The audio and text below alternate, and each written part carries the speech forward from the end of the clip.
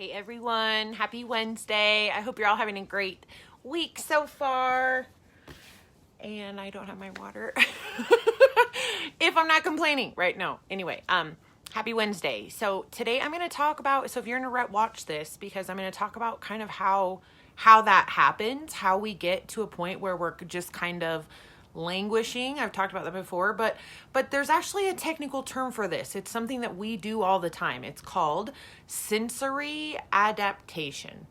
It's basically something that our brain does when it's receiving so much stimuli. Like, think about all the things that are all the time going on around you. There's like, if you're quiet and you hear, what sounds you hear cars going by, sirens, maybe trees blowing in the wind, cats, dogs barking, phone ringing. Your brain is overloaded with all of these things, right? And the 5 senses that we all are aware of, right? So touch, touch, sound, taste, smell, and sight. And so we're getting data from all of those things. Your brain is, okay? And those are sensory perceptions. So if I hold your hand, right, you can feel me touch you. If I put a candle that smells like apples, you'll smell the candle, okay? If there's a loud siren, you're going to hear the loud siren. Now, let me explain about sensory adaptation. And you know me, so this is going to tie into the message. But sensory adaptation is something that we have done chemically. Our body responds to what our brain says, and our brain is deciding certain data, certain stimuli that it's getting, and having to assess in seconds, split seconds, milliseconds. Okay, it has to make decisions. Our brain has to make decisions on what information is important, what senses do we need to focus on, and really it's all wired around survival, procreation, survival, not just of us but our species, so fight or flight, and our brain is always identifying and evaluating these things. A good example that I can give you of sensory adaptation is your perfume or cologne.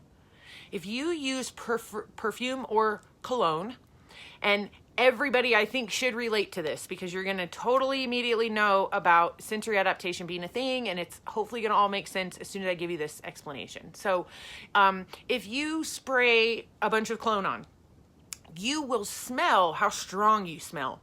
You just sprayed a bunch of cologne.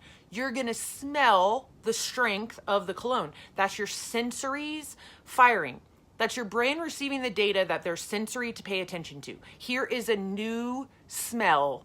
Here's a new sensory perception. Okay, then your brain decides, well, I don't need to focus on this smell. This smell's going to be here all day long. I don't need to keep reminding myself about this smell of this cologne.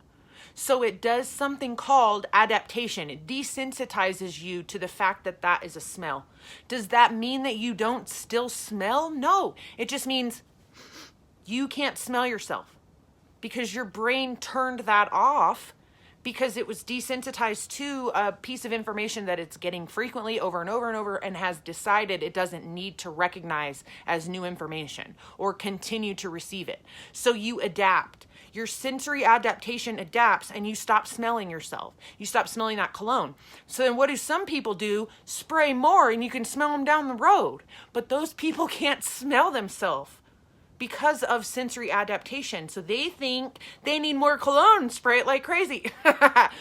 That's hopefully an example to kind of explain what I mean just about the science behind sensory adaptation.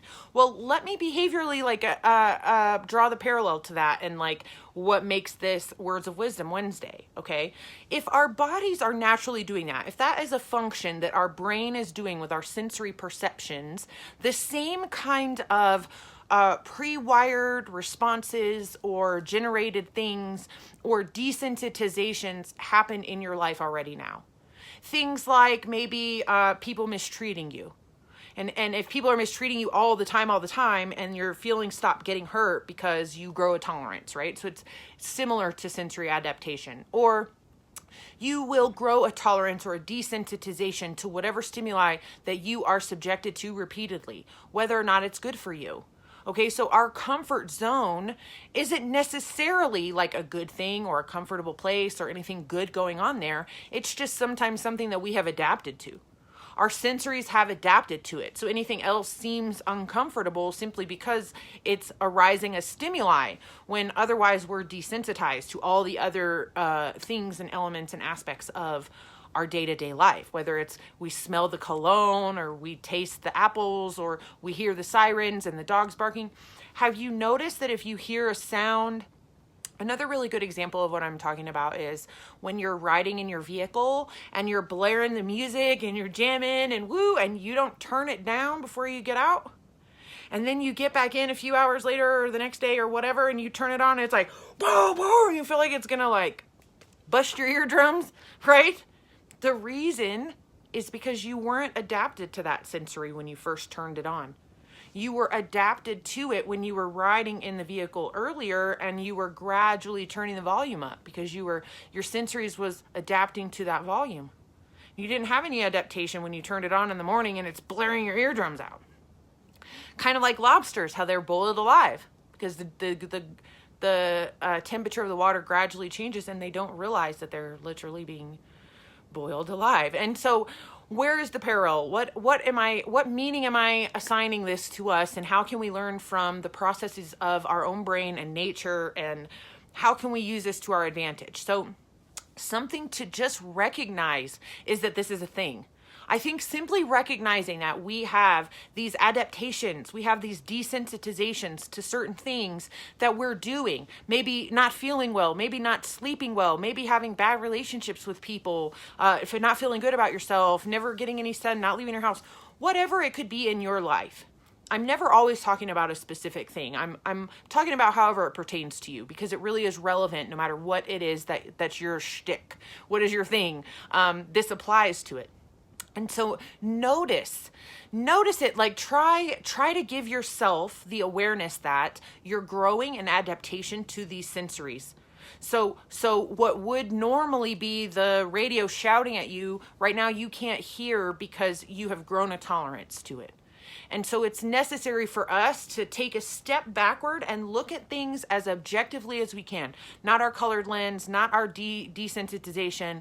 Look at all the things as much with a fresh pair of eyes as we can about stuff, and realize that there are certain things that maybe they aren't serving you, and they think that you think they're comfortable because you're adapted to it.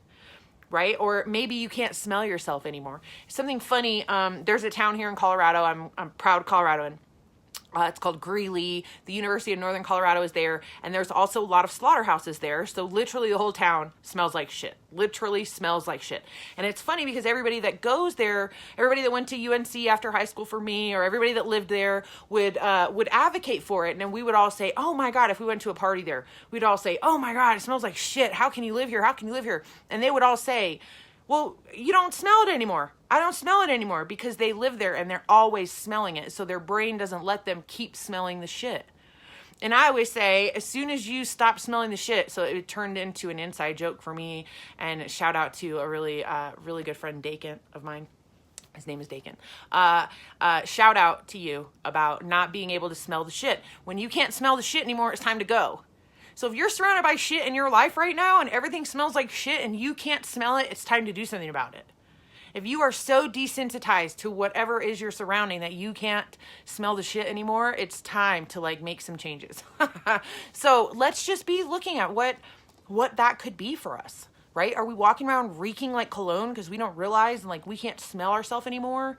The music is blaring. In what ways are we being complacent and desensitized? And we need to check back in and stop phoning it in and recognize certain sensories, certain vital signs that have been maybe going off, certain flags in your life, certain alarms, certain things that the alarm clock, kind of like when you wake up in the morning, if it goes on for too long, it'll just turn into part of your dream. You'll sleep right through it. Because it went on for too long and your body's like, okay, desensitized to that. I'm not going to alert you to that anymore because you didn't care this whole time you've been alerted to it. So let's take a step back and really try to evaluate some things for us right now. Are there things that you're a little bit too desensitized to, that maybe we need to increase the sensitivity level so we can make some changes in some certain things. Are you too comfortable being uncomfortable? Are you comfortably numb? Are you in a rut?